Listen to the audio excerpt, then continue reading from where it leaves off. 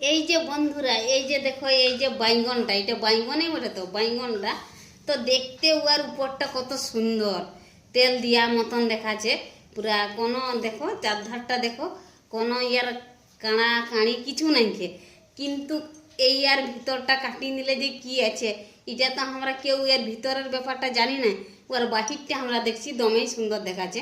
ওর ধরো পোকা খিয়া কাঁড়া কাঁড়ি কিছু নাই খে, কিন্তু ওই রকম কিছু মানুষ আছে যে এই বাইগনের মতন উপরটা দেখতে অনেক সুন্দর, কিন্তু ওর ভিতরে না অনেক মশলা থাকবে। ধরো ওর ভিতরটায় যেমন এই বাইগনটাই যে দেখো এখন কাটি নিছি, ইয়ার ভিতরটা দেখো, এই যে বাইগনটা কাটি নিলি, ইয়ার ভিতরে কত পোকা লাগিয়েছে, কত বড় বড় পোকা আছে দেখো, কত কাঁড়া।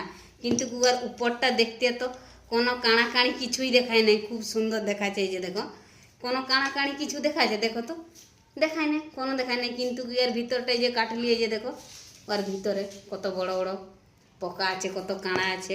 ওইরকম কিছু মানুষও আছে, উপরটা দেখতে অনেক সুন্দর, ওরা অনেক মিঠা মিঠা কথা বলে, অনেক সুন্দর করে কথা বলে, কিন্তু ওদের ভিতরের মনোভাবটা না সব সময় খারাপই থাকে। ওরা ভালো মন দিনও কথা বলে না, এক অ্যাকচুয়ালি এই বাইগনের মতন।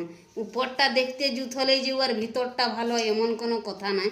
কারণ যদি কেউ মন থাকি নাই ভালো মনে করি কাকু কথা বলে না, তাইলে ওটা কোনোদিনই ভালো হয় না। উপর উপর অনেক লোকেই কথা বলবে বাইগন মতন, সত্যি কথা এটা।